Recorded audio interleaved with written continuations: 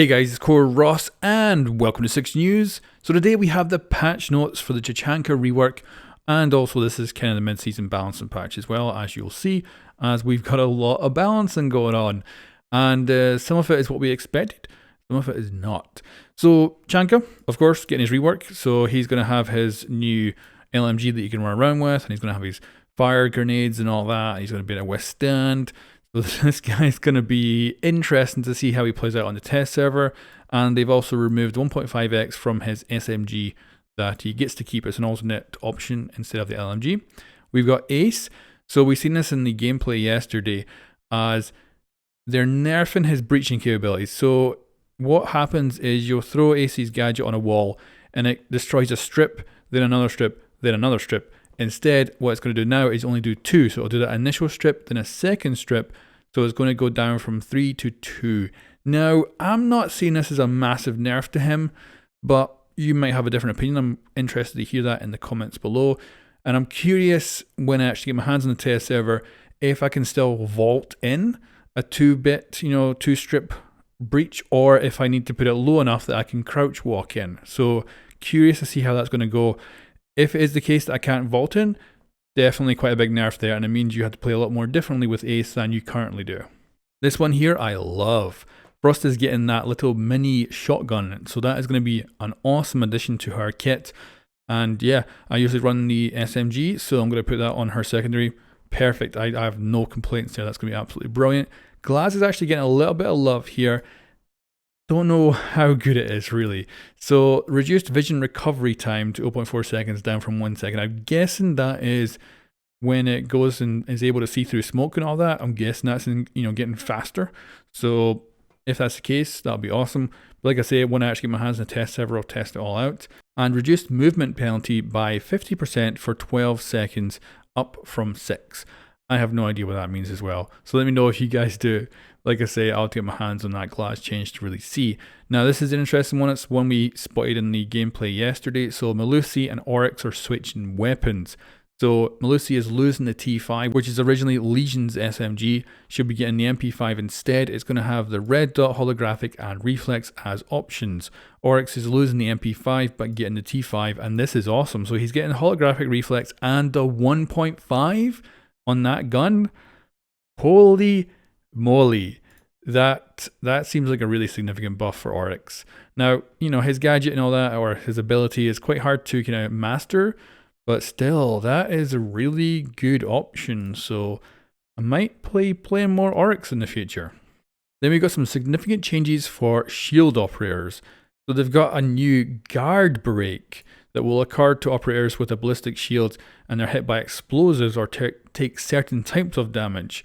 So interesting. When they say certain types, I wonder what that means, because of course there's explosives, but what else would be kind of strong enough? Maybe a shotgun blast or something? We'll have to see. But the severity of the guard break will be proportional to the damage. So interesting. That means, of course, say Monty is in a corner, throw a nitro cell at him, you might be able to actually break the guard that he's got up and then potentially kill him. Then we've got melee damage, concussion effects, sonic bursts, and explosions of 100 damage or higher will trigger the maximum strength guard break animation. So there we go, we can melee them to break the guard, we can concussion them to break the guard, and then a sonic burst, that's echo, and of course explosions, and if it's 100 then it does the biggest guard animation break. Interesting. And then this one here is quite interesting. So if you're behind Clash Monty Blitz Fuse and you will be partially protected from explosion damage, that's great. That's something we have kind of wanted for a while. Don't know if it's really going to have a huge effect gameplay wise, but sometimes that will save your butt, so that's not bad.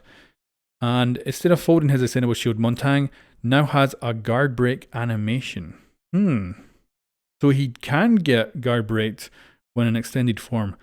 Interesting. That could be massive change for him. And this is a huge nerf here. So shield explosion protection reduced to 66 down from 80. That's big as well. So overall, there's a few little good things in there, but most of it is very bad for the shield operators. And yeah, especially for Monty, like he's no longer fully protected. That's going to be interesting. Then we've got the slug firing shotguns. So damage drop off has been made more progressive to reach minimum damage at 50 instead of 20. That sounds like a nice buff.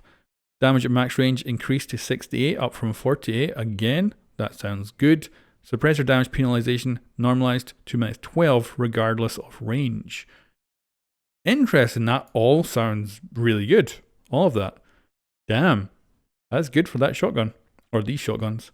They've got some changes to diffuser interaction. They went over this before in the, I think it was the issues video. So you're going to be able to pick it up from range. You're actually going to be able to walk over and actually hit a button to pick it up. So if it's like falling into like a hole somewhere, you'll be able to retrieve it. And might be also able to retrieve it safer than you normally have in game right now. So pretty cool. This one here is a massive one. Testing new ping sounds for gadgets and drones. That is massive. And I'm guessing that's the yellow ping. So effectively the yellow ping might become the red ping again. And then we've got improvements to the, although this could be annoying. Like imagine you're on defense and it's just ping, ping, ping, ping, ping all the time.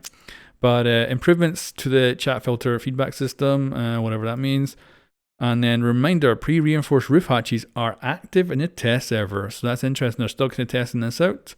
And if that will not go live, at least not yet. And also they do say up here, and this is very important, that they're going to be putting out a designer notes on in-depth explanations of all this stuff.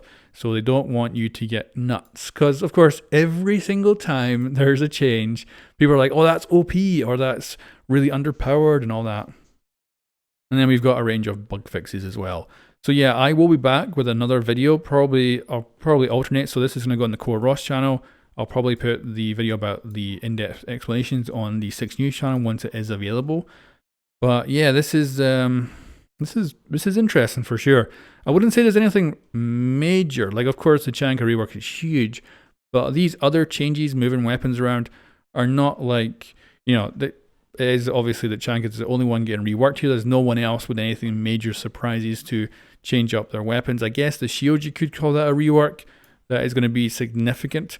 I expect in pro play, that could be huge. But anyway guys, let me know what you think in the comments below and I'll catch you next time.